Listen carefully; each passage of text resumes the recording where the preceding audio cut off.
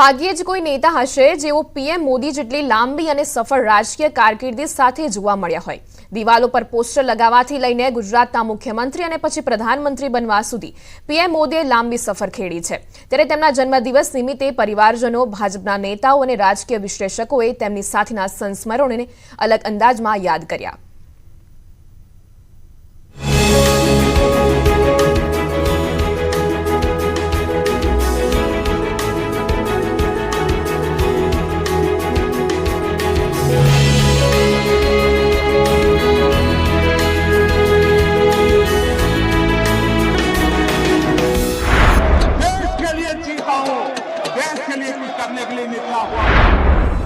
મનમાં છે રાષ્ટ્ર વિકાસનો વિચાર, દેશને વિકાસની હરણફાળ ભરાવવાનો દ્રઢ સંકલ્પ પણ છે।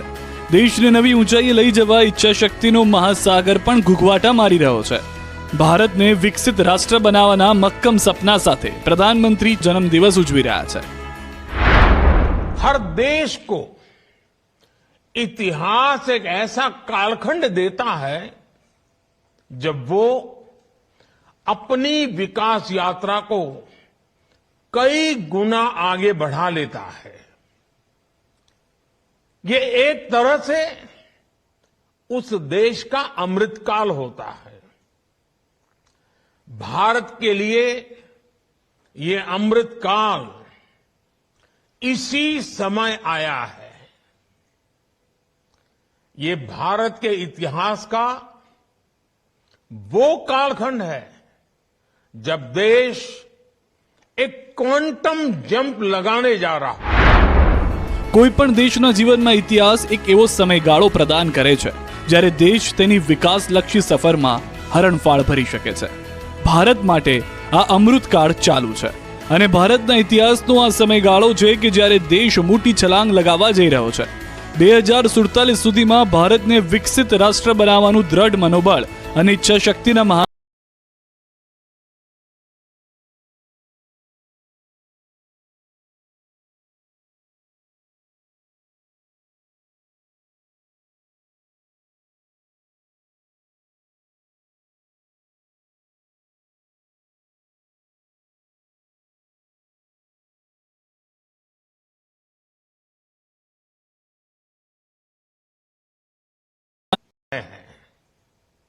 हमें इस अमृतकाल के पल पल का लाभ उठाना है। हमें एक भी पल गंवाना नहीं। 2047માં ભારતને નવી ઊંચાઈએ લઈ જવાના સપના સેવી રહેલા પ્રધાનમંત્રી મોદીએ 74 વર્ષ પૂર્ણ કર્યા છે। સત્તામાં 8 દાયકા અને ભાજપના કાર્યકરથી લઈ પ્રધાન સેવક સુધીની સફર પીએમ મોદીની અત્યંત સફળ રહી। 74 વર્ષના મોદીના 24 વર્ષની શાસન યાત્રા રહી, જેમાં મોદી 14 વર્ષ મુખ્યમંત્રી રહ્યા અને હવે 10 વર્ષથી વધુનો કાર્યકાળ પ્રધાનમંત્રી તરીકેનો યથાવત છે। પ્રધાનમંત્રી તરીકેના મોદીના કાર્યકાળને રાજકીય વિશ્લેષકો પાઠશાળા તરીકે મૂલવી રહ્યા છે। આ માણસ સામાન્ય વડાપ્રધાન જેવો નથી કે જે સત્તા ઉપર આવે, થોડો સમય રહે ને પછી ચાલ્યો જાય। એને જે મૂળમાં સંસ્કાર મળ્યા છે એ રાષ્ટ્રીય સ્વયંસેવક સંઘના સંસ્કારો છે। એ આજે પણ એવા ને એવા છે અને એને આધારે એ માત્ર રાષ્ટ્ર ધર્મ બજાવે છે। રાષ્ટ્રનો ધર્મ સૌથી સર્વોચ્ચ છે એને ખબર છે અને ખબર છે એટલા માટે તો એણે વધારે વ્યવસ્થિત રીતે આખું કામ કરવા માંડ્યું છે। આ એની સિદ્ધિ છે અને પડકારોને ઝીલી લેવા એમ એણે એક કવિતામાં પણ લખ્યું છે। એ રીતે પડકારોને ઝીલી લેનારો માણસ અને એ નોંધવા જેવું છે કે સાવ સામાન્ય મધ્યમ વર્ગ કરતાં પણ નીચેનો મધ્યમ વર્ગમાંથી કોઈ માણસ આવે અને આટલું રાજનીતિક યુદ્ધ કરે એ પોતે જ ઐતિહાસિક ઘટના છે, અભૂતપૂર્વ ઘટના છે। એનું મૂલ્યાંકન આજે તો નહીં થઈ શકે પણ આવનારા વર્ષોમાં એ જરૂર થશે। રાજકીય પંડિતોએ તો પીએમ મોદીને પડકારોને ઝીલી લેનાર માણસ તરીકે ઓળખાવ્યા, પરંતુ નરેન્દ્ર મોદીની કારકિર્દીમાં અનેક પ્રકારના ઉતાર ચઢાવ પણ છે। વડનગરમાં નાનકડી કેન્ટીનમાં ચા વેચતા વેચતા ટ્રેનમાં મુસાફરીની મુસાફરોનું નિરીક્ષણ કરતા હોય। આ નિરીક્ષણથી દેશના વિકાસની યાત્રાની શરૂઆત થઈ એમ કહીને રાજકીય વિશ્લેષકોએ મોદીની સફરની વાતો વાગોળી। નરેન્દ્રભાઈની કારકિર્દી અનેક પ્રકારના ઉબડખાબડ ચઢાવો અને ઉતારોમાંથી વીતી છે. એક માણસ વડનગરના સ્ટેશન ઉપર નાનકડી કેન્ટીનમાં પોતાના પિતાની સાથે ચા વેચતો હોય અને ચા વેચતા વેચતા એ ટ્રેનના મુસાફરોનું નિરીક્ષણ કરતો હોય. ત્યાંથી એની નિરીક્ષણની શરૂઆત થઈ. સાર્વજનિક જીવનમાં જવું અઘરું છે, સહેલું નથી. એટલે એની પહેલાંના એણે તમામ પ્રયોગો કર્યા. સ્કૂલમાં હતા ત્યાં, હાઈસ્કૂલમાં ત્યાં ભણ્યા. બહુ તેજસ્વી નહોતા, પણ મંડળી જમાવીને બેસે અને ઘણા બધા નાના મોટા કામો કરતા રહે. પછી હાઈસ્કૂલમાં અને કોલેજમાં પણ ગયા. યુનિવર્સિટીમાં એમણે રાજનીતિશાસ્ત્ર, ગુજરાત યુનિવર્સિટીમાં પ્રવીણ શેઠ અને કીર્તિદેવ દેસાઈ એ અધ્યાપકો હતા. એમણે સજેસ્ટ કર્યું અને એ સમયે તો એ રાષ્ટ્રીય સ્વયંસેવક સંઘના પ્રચારક અને પછી નવનિર્માણ આંદોલનના નિરીક્ષક.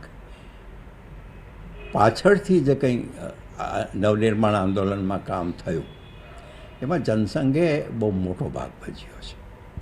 અને આખી લાઈને માત્ર રાજકીય લડાઈ રહેવાને બદલે ભ્રષ્ટાચાર વિરોધી લડાઈ થાય એમાં સામાન્ય કાર્યકર્તાઓએ બહુ મોટું કામ કર્યું. નરેન્દ્રભાઈ આ નવનિર્માણ આંદોલન એની પહેલી પાઠશાળા છે. મુખ્યમંત્રી તરીકેની ભૂમિકા હોય કે પ્રધાનમંત્રી તરીકેનો કાર્યકાળ વિકાસની હરણફાળ સમાન રહ્યો. આ દરમિયાન અનેક લોકોએ તેમની સાથે કદમથી કદમ મિલાવીને કામ કર્યું. ગુજરાતી, હું ગુજરાતી, અમે ગુજરાતી, આપણે આખી દુનિયામાં ડંકો વગાડે છે. અને શરૂ થયું ઇન્વેસ્ટમેન્ટ બહારથી આવવાનું શરૂ થયા. તાતાએ તો એમ પણ કહ્યું કે મૂર્ખ હોય એ માણસ ગુજરાતમાં ઇન્વેસ્ટ ન કરે. તાતા જેવો માણસ જ્યારે આવું કહેતો હોય ત્યારે ગુજરાતની કેટલી પ્રતિષ્ઠા હશે, એનો આખો યશ નરેન્દ્ર મોદીના નેતૃત્વને જાય છે. બેશક એમની સાથે ઘણા સારા સાથીદારો હતા અને એ સાથીદારોએ પણ એટલું જ કામ કર્યું. પણ છેવટે તો સેનાપતિ યુદ્ધ જીતાય છે ત્યારે સેનાપતિને યશ મળે છે. અને સેનાપતિને ખબર છે કે બધો યશ એનો પોતાનો નથી, એના સૈનિક સાથીઓનો છે અને સૈનિકોનો છે. મોદી એ સમજે છે. એના પછીની છેલ્લી પાઠશાળા એમની થઈ એ ભારતના વડાપ્રધાન તરીકેની.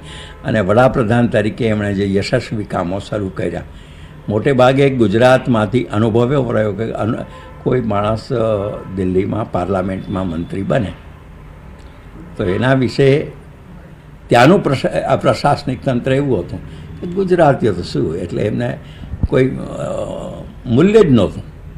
એવા સંજોગોમાં મોદી વડાપ્રધાન બનીને ગયા અને ત્યારે બધા જે ઉદ્દંડ શાસકો હતા પ્રશાસનમાં એ બધાને ખબર પડી કે આમની પાસે તો આપણે કામ કરવું પડશે. એમાં સારા લોકો પણ મળ્યા એમને. અને એ રીતે એની 5મી પાઠશાળા, એટલે એક સળંગ એક પછી એક આ પાઠશાળાઓ થઈ છે. 370ની કલમ હટાવવાની વાત હોય કે રામ મંદિરના નિર્માણની, દરેક વખતે પીએમ મોદીએ ઐતિહાસિક નિર્ણય લીધો. ત્રીજું કામ આસ્થા, એટલે આ માત્ર ધાર્મિક આસ્થા નથી, આ રાષ્ટ્ર પ્રત્યેની આસ્થા. દરેક રાષ્ટ્રને પોતાના સ્થાનો, પોતાના આસ્થા સ્થાનો હોય છે, પ્રતીકો હોય છે, ચિહ્નો હોય છે. એમાં એના દેવાલય, એની ઉપાસના, એમનો ધ્વજ, એમનું બંધારણ, આ બધું છે. તો બધાની સુરક્ષા કરવા માટે એ માણસે એક પછી એક કામો કરવા માંડ્યા. એમાંનું અયોધ્યાનું રામ મંદિર છે. દેશને નવી ચેતના, નવી ઉર્જા આપવા મોટા પડકારો હતા, છતાં તેઓએ દિવસ રાત કામ કર્યું અને પડકારો ઝીલીને જે કામ કર્યું, જો કે દેશવાસીઓના પ્રેમને જ પીએમ મોદી પોતાનો ઉત્સાહ ગણાવતા આવ્યા છે. इसके साथ आप अपना प्यार भी लेके आते हैं, आप अपनी शुभकामनाएं लेके आते हैं और वही मेरी सबसे बड़ी ऊर्जा है, वही मेरी सबसे बड़ी ताकत है.